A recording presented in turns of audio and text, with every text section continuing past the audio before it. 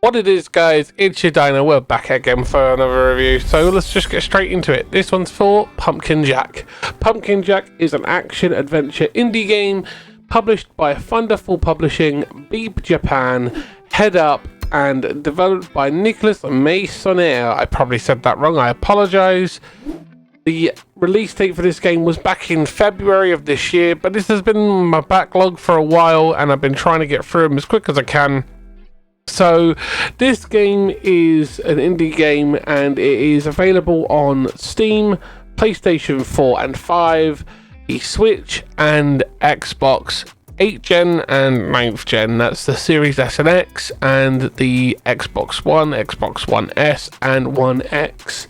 The PC minimum requirements are Windows 7, Intel i5 3330 at 3 GHz, the AMD FX 8300 at 3.3 GHz, 4 gigs of RAM, and an NVIDIA GeForce GTX 760 or a Radeon R9 270, and requires DirectX version 11 and 5 gigs of storage capacity.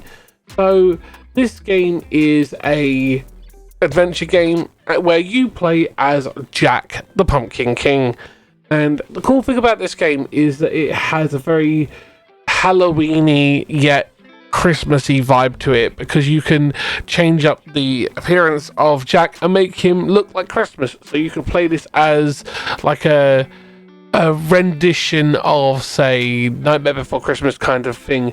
And if you can get into the mindset of it, you can pretend that you are being the Skeleton King from the movie Nightmare Before Christmas, and pretend to do that. That's something you could do on a stream, and you could have fun with it, and you could do that.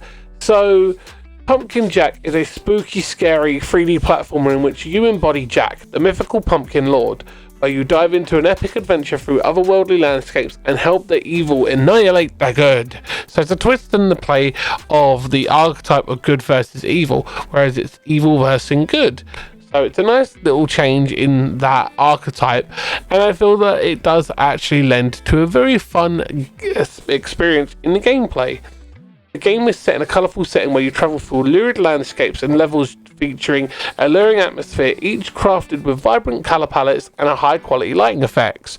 It plays very easily and at a steady 60 FPS on the PlayStation 5 and the Series X, because the developers gracefully gave me a copy for both versions. So I've played it on my testing gamer tag on my Xbox and on my PlayStation 5.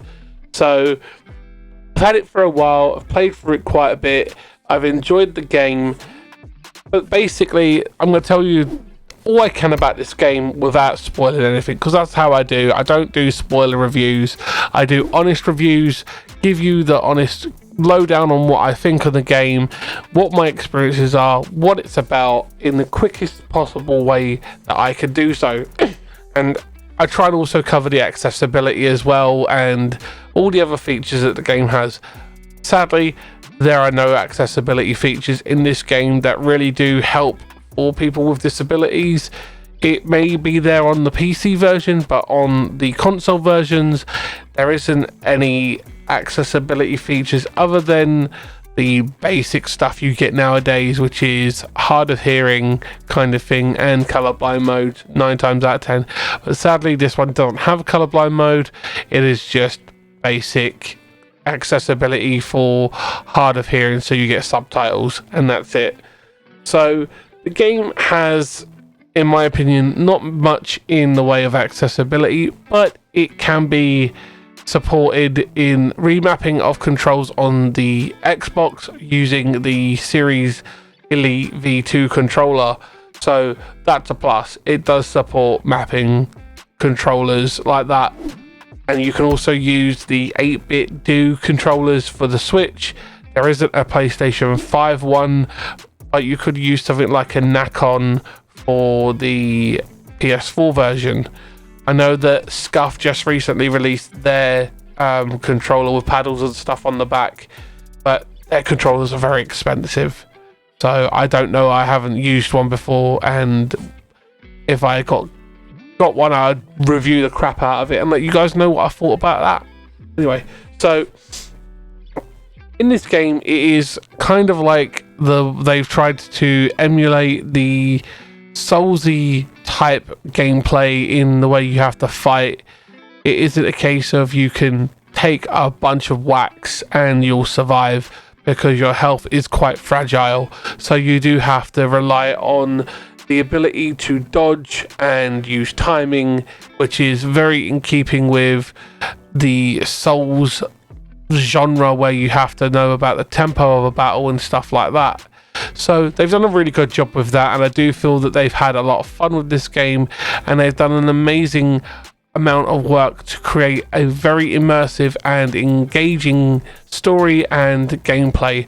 I never felt bored playing this game at all during the 20 plus hours I've put into it trying to collect everything. It's a lot of fun, and for the achievement hunters out there, it is quite easily doable to just knock this game out very quickly in about 30 to 40 hours if you are that kind of gamer and like to achievement hunt or trophy hunt on the PlayStation, or achievement hunt on PC if you do achievement hunting on PC, because you can do that on Steam, and they are bringing that in on Epic if you are an Epic game launcher player as well. So you could achievement hunt if this game does ever end up on the Epic store. So that's a cool feature. When it comes to streaming wise and content creation, I think that this game could do good for streamers who are trying to do no damage runs or speed runs. It doesn't have a speed timer tracker, and you can find it on speedrun websites because they're very good at tracking all the sorts of games that are good for that kind of content. So if you are a speedrunner or an achievement hunter, you could probably do an achievement speedrun or something like that, and that is something that could be something that you could do, and you could have a lot of fun with it. So I hope you guys enjoyed this review. I hope you guys appreciate the complexity of me, the thoroughness that I try and put into the reviews. And if you guys don't, let me know in the comments and I'll try and change it up. Or if you think that there's something more I could add to it, please sound off in the comments. I really do appreciate it. And as always, like, share, comment. It all really does help, guys. I really do appreciate that. Thank you to all the members that support the channel. You guys are amazing. And there will be links below for stuff like this, if I can put them in there.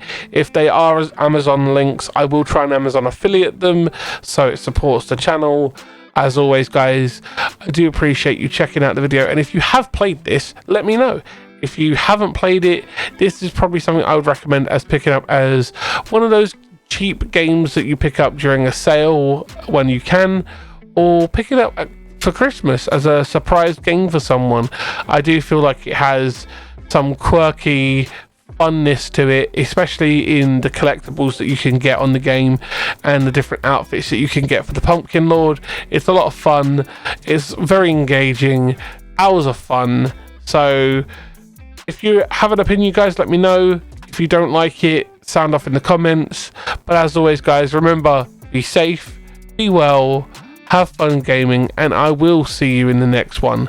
Don't forget, we are live on the channel as well, 6 days a week, and I'll see you there. Bye, guys.